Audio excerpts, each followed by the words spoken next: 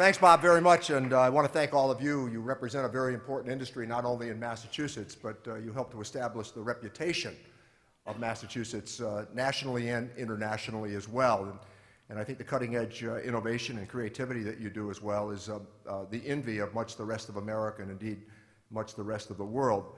So I was asked to talk a little bit about economics and then talk a little bit maybe about the political season that we find ourselves in. And I'll give you my own take. I've been a member of the Ways and Means Committee for 25 years. And I actually went to the committee when Dan Rostenkowski was the chairman. And I've had a pretty good perch with which I've had a chance to influence and to speak, I think, with some knowledge about fairly complicated issues as they relate to taxation. And one of the issues that comes up in our discussions about taxation is the fact that we really haven't touched the tax code in totality since 1986. That was the last time there was really fundamental tax reform. And I will draw that to my comments about the political season in which we find ourselves. And one of the instances that complicates tax work and how taxes are assessed, it's fairly simple. We all agree on what everybody else should pay. There's just broad agreement on it. And when you hear terms like broaden the base, the reality of broaden the base is most people then conclude very quickly that their idea is that they want to avoid being broadened.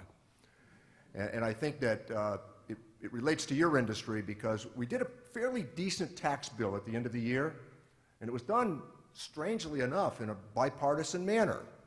But one of the things that we did at the end of the year was we made the R&D tax credit permanent. Now, I voted to make it permanent as a standalone issue, and at the same time pushed hard against the Republicans in the committee over the years because they wanted something more comprehensive, and I think that we're kind of back to more incremental tax reform.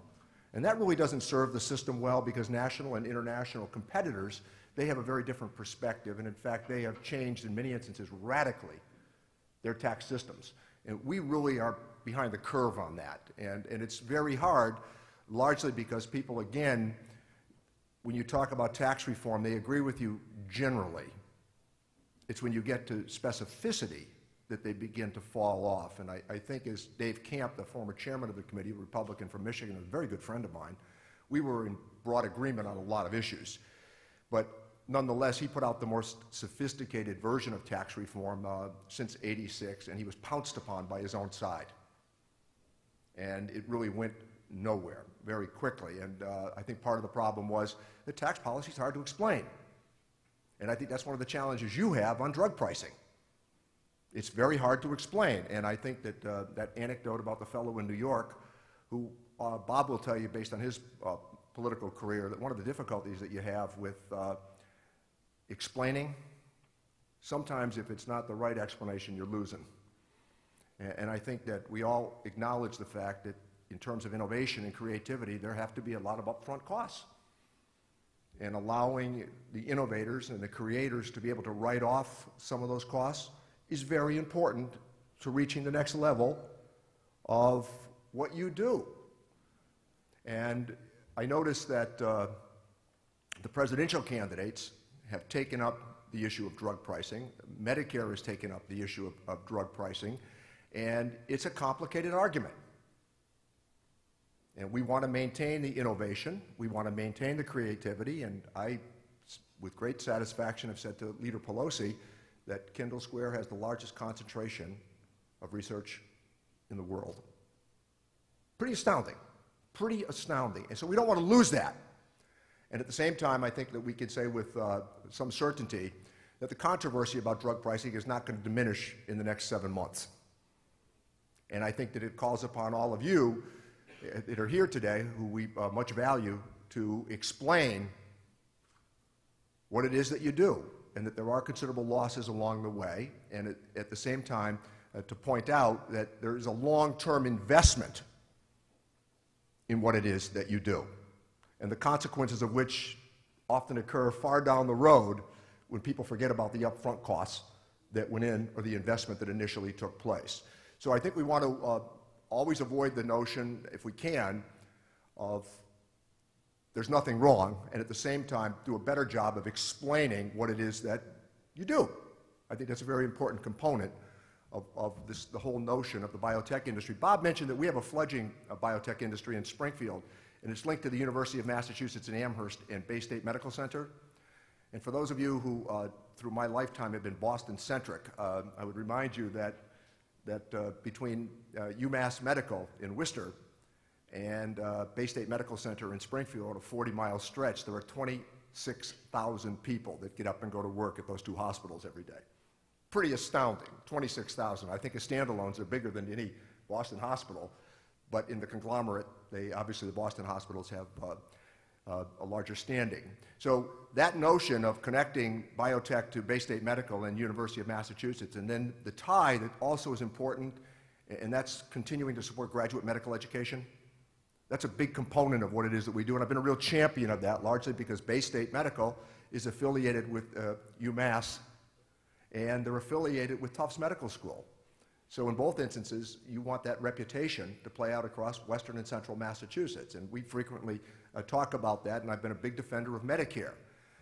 When you take a look around the city of Boston, or you look at where we are in Cambridge, or Worcester, Springfield, around to Pittsfield, if you don't quickly come to the conclusion that our hospitals are by far now our biggest employers, then you're missing the point of what's happened. And a reminder for all of you in the room, and I point this out to Chamber of Commerce types all of the time, when they talk about entitlement reform, I will always say to them, Medicare is likely the biggest employer in the city of Boston.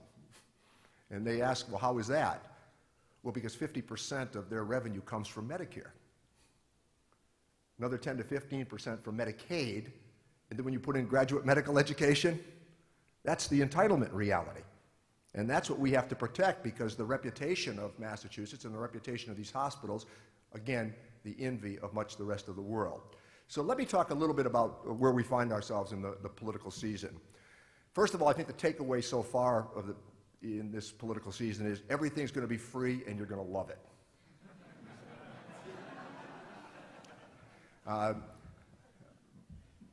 This is 40 years of getting elected for me, in 3 different offices, 28 in the House alone. And I want to tell you one of the difficulties that I see happening now. It's facts really don't count the way they once did. It's more the tug of emotion. It's more the entertainment. And I must tell you, I disdain it, because much of legislative life is really incremental victories. You know, I mean, some days you go into the room and you think, I can't come back to this room again tomorrow, and you do. And you make it work. And I thought, you know, Dan Rostenkowski probably couldn't tell you the details of a tax deal, but he could tell you what the game plan was going to look like at the end. And that, incidentally, is a legislative skill that is now much diminished in public life. So we've seen the entertainment value play out. We've seen what the 24-hour news cycle has done. We've seen what the cable outlets have done. And it's very hard for those of us who are, I think, by reputation, known as serious legislators, to have a full-throttle conversation about the problems that confront the nation. And here's where we are economically, and I think this is part of what you're witnessing.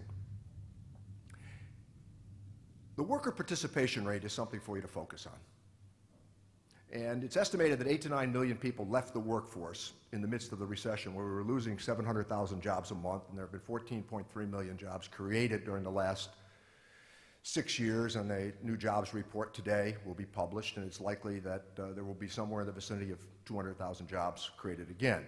The problem with that is that it generally means that you're only replacing the 200,000 people who have left the workforce in that month.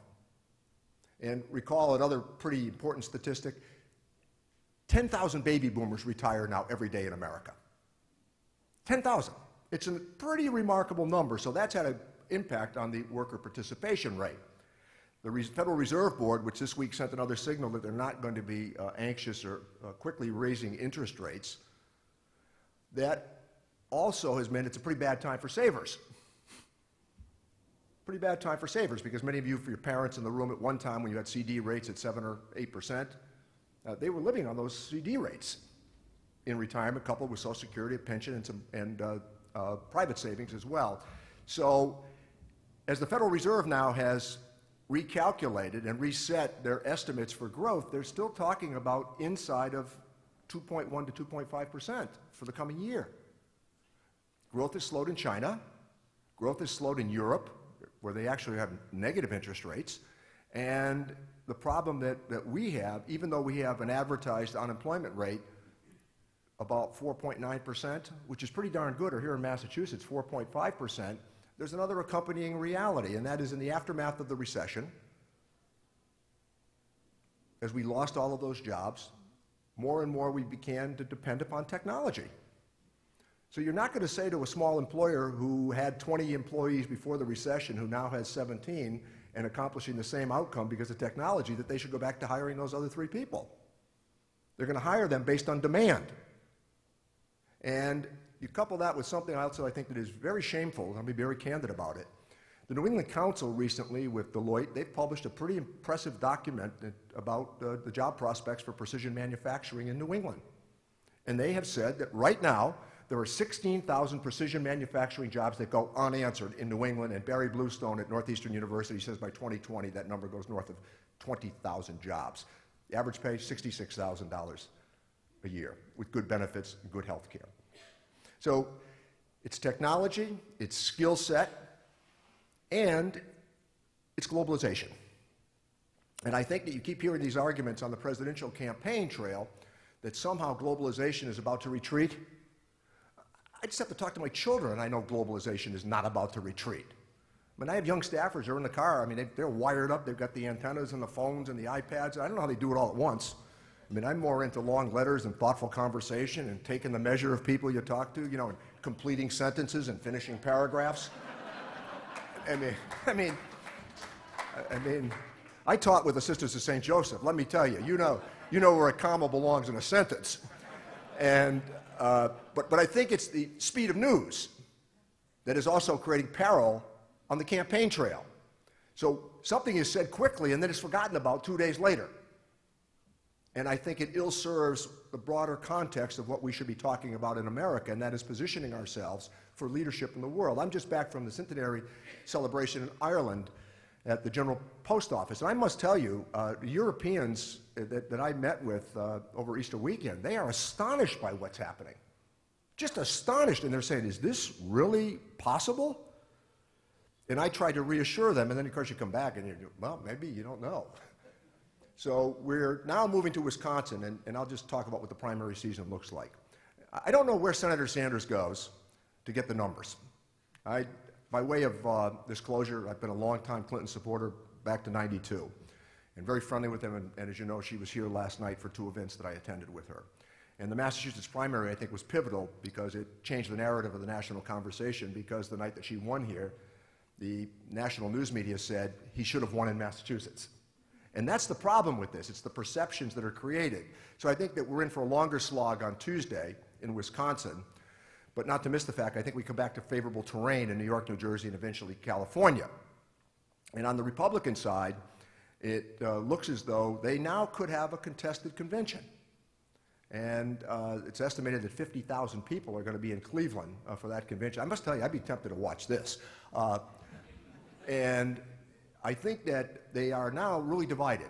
So one of the things that is happening, and the positions of the 2 parties in a bit have been juxtaposed, where you have one of the candidates, major candidates on the Republican side, who has clearly appealed to blue-collar workers, and he has thrown aside, cast aside Republican orthodoxy, and has said, leave Social Security alone, leave Medicare alone, get rid of these trade deals. It's really contrary to everything that Republicans have really stood for since at least the Reagan years and before. And I think that as you watch it, I think that it's a mathematical impossibility for John Kasich to get the nomination right now. The numbers just aren't there, and you can't invent them. So Wisconsin is going to become important because the cable news stations, if Trump loses there, they're going to report very swiftly that his momentum has been slowed or stopped.